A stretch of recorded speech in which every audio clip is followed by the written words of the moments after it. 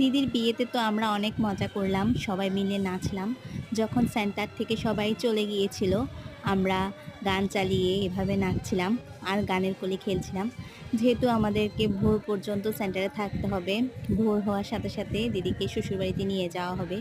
তাই কি করব, গান চালিয়ে এভাবে নাচছিলাম। আর সবচেয়ে বড় কথা হলো দাদা এবং দিদি দুজনেই একসাথে নাচছিল।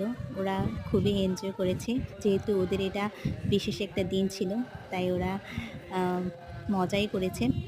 তো ওদের জন্য অনেক অনেক শুভকামনা রইল, ওরা যাতে একসাথে ভালো থাকে, এইটাই চাওয়া। আর এই যে ওরা কিন্তু লজ্জাও পাচ্ছিল, কিন্তু তারপরও নাচছে, এনজয় করছে, যেহেতু এটা ওদের বিশেষ দিন। তো এই ছিল দিদির বিয়েতে আমাদের নাচা গানা।